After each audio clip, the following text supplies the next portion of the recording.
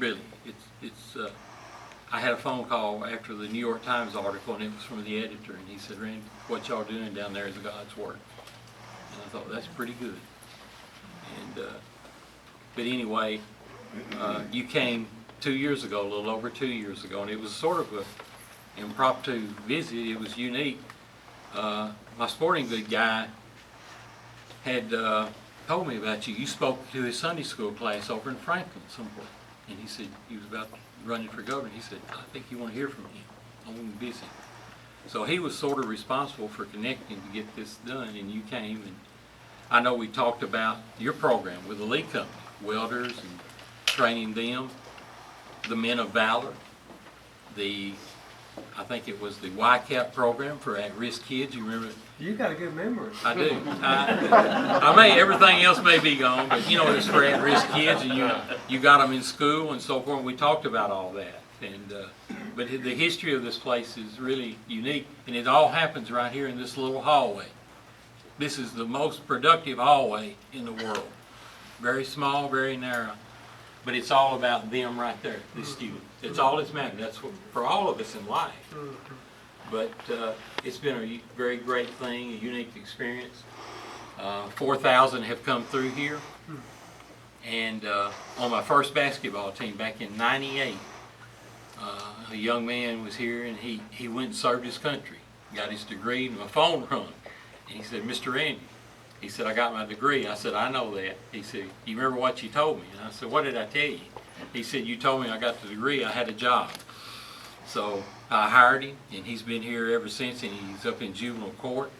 And then recently, I had a call from one of the other female students, and I'd lost track of her, and she had heard about me a little bit. She was checking on me, said, "How you doing?" And I said, and she said, "You know what I'm doing now?" And I said, "I'd lost track." She said, "I'm a high school biology teacher and the girls volleyball coach over in Middle Tennessee."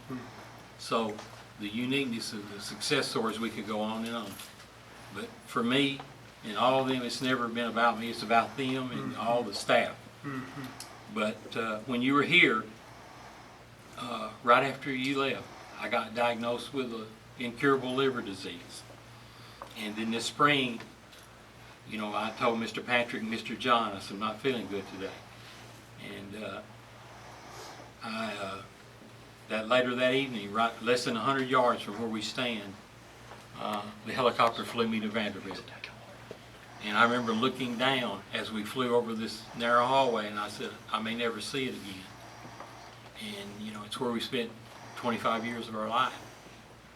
And I got to Vanderbilt, and they said, "You know, if we don't get a liver, you know, you're going to die within 3 or 4 days." And I said, "It's not going to happen, because I may be negative, less than half of 1%, or in America, or AB negative."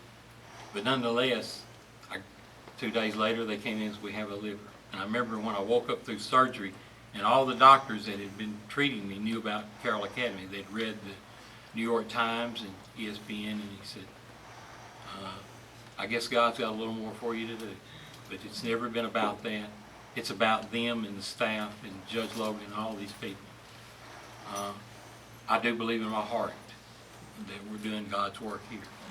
We're changing lives, and we're trying to help people. And that's why all of us are on earth. And you look at my record as a basketball coach when I coached, and I fired myself here a couple of years ago. But I have a memory with John Wooden, who's the UCLA coach, probably the greatest coach in the history of civilization. And he had a quote amongst all the books he wrote, and he said, "You can never live a perfect day without doing something for someone who will never be able to repay you." And I know I'll never be able to repay my donor. But being here with them and seeing the student is the greatest gift that I could ever have. And part of the season, and going back to your sporting goods guy, and I'm just, you know, he knew you. And I have something we want to give him. We talked, and he saw me in the hospital, and he said, "This is going to be a unique season, and I want you to think about it." So we come up with this, and these are shooting shirts, and they're the first 2 of their kind. And you're going to get them, you and the First Lady who was with you. And it just talks about life. And I want you to hold it up where people can see it, if you don't mind. And this is what we're going to dedicate our season to. That's Flip it around. Look at that. So, That's awesome. Thank you.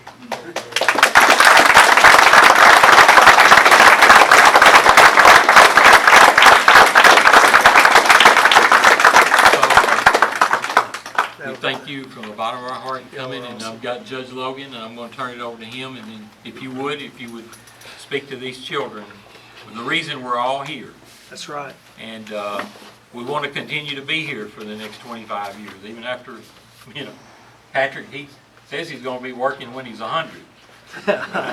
So let's see what happens with Judge. I'm going to turn it over to you, if you don't mind. And then Heavenly, I just want to thank you for taking time